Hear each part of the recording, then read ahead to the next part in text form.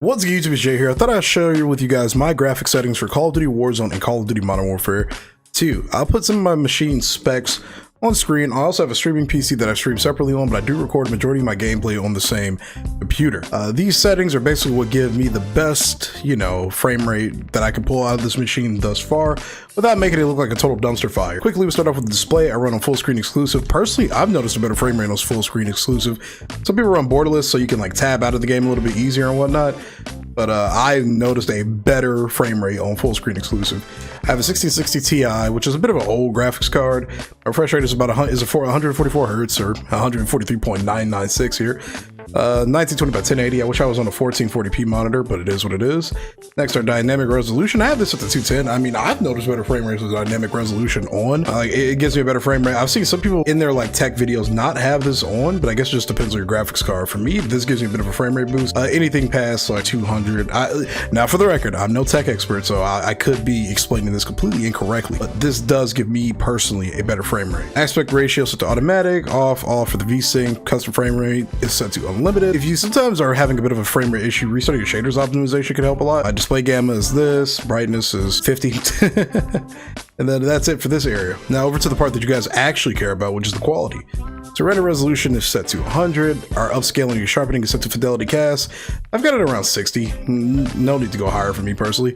Filmic for our anti-aliasing. I've got our anti-aliasing set to ultra quality because I hate the way this game looks when your anti-aliasing is low. Video memory scale 90. Texture resolution low. High on the filter entry.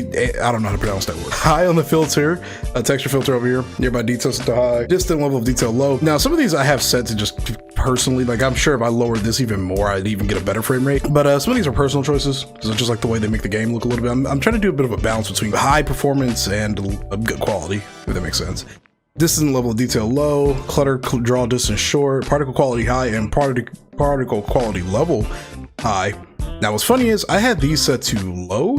Raising them to high gave me literally like 20 to 30 more frames. I don't know, man. It did it for me. Turning these up to high literally gave me a better frame rate, which is just absurd, honestly.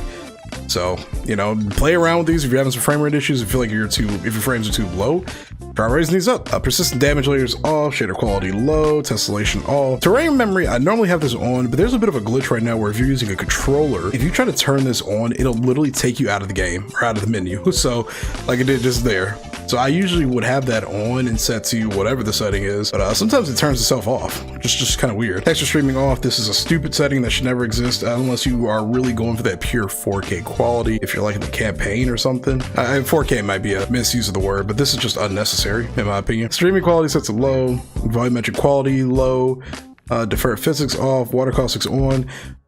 This honestly doesn't really do too much to my frame rate. Now I haven't tried this on Warzone. I actually turned the setting on the other day, trying to kind of test some of the settings with it in the config files. And I'm on PC, by the way. Shadow map resolution set to low for screen space shadows, spot quality set to low. Spot cache. You're going to want this on ultra. This will help you with those micro stutters if you're still having them later in this game's life cycle. Like by later, I mean since the game launched. If you're still having micro stutters and you don't have this on, turn this up to ultra. It fixed all my micro stutters, literally. Particle qualities or particle lighting set to normal. I don't really notice a difference between normal and low, so I don't really think it matters. Ambient occlusion off. Screen space shadows off, low, off. For NVIDIA, low latency. I mean, I haven't really not noticed too much of a difference between off or on plus boost, so it just depends. Like you play around with it. It has not really made that much of a difference for me. Depth of field off, world motion blur, weapon motion blur, all this off, and film grain off. Now for the view, 120 FOV affected, default weapon field of view. I don't really like the other settings. I like default just fine. Third person, vehicle view default. Least for camera movements because that camera shake is absurd. You're gonna want this as low as you can. Third person ADS, and then game perspective. I mean, I don't think you guys really care about any of that stuff down there. These are all my settings. Let me know if you would like a video where I go over my controller settings. Be sure to subscribe to the channel for more gaming content, everybody. And as always, this has been Jay the Gamer. I'll see you later. Peace.